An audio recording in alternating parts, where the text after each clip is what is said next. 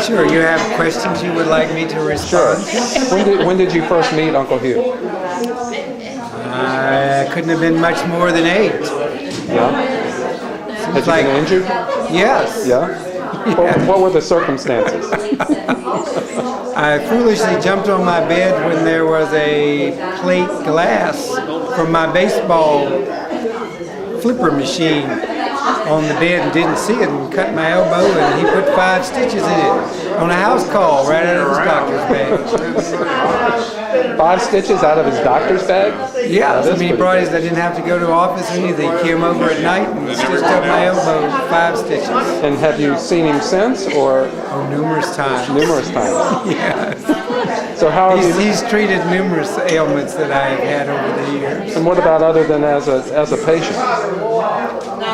One of my most fondest memories of Hugh is when Garish and I used to borrow his tuxedos. He had these tuxedos with the tails, these formal black coats, and we would put towels over our arms and be bartenders for parties that either my parents had or Sapphire and HughBabes had. Right.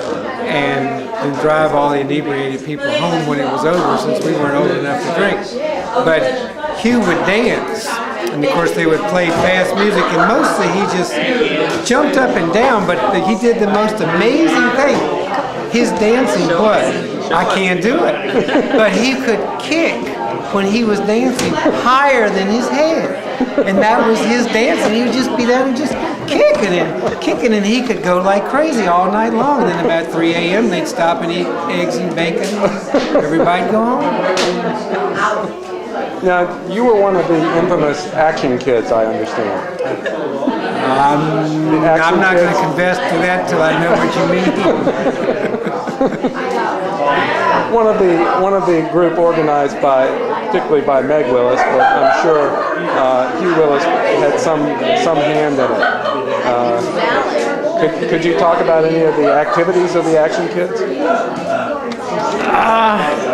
Gosh, I mean this is. I mean, we're talking 40-some years ago. Well, you don't have to talk about the illegal ones, just the ones that you can talk about on video. I can't offer immunity. I've served my time for the water tower incident. I paid my dues to society. What was your role in the water tower incident? Primary artist and co-instigator. Did you have any part in subduing the guard duck? Yes. Yes? Yes. I was on scout lead as we went around. Okay, so head of security. Yes. Okay. Yes. As far as I know, some of the other stuff has long since died that we planted in the Willis' backyard. So I'm sure the statute of limitations has gone out on that as well.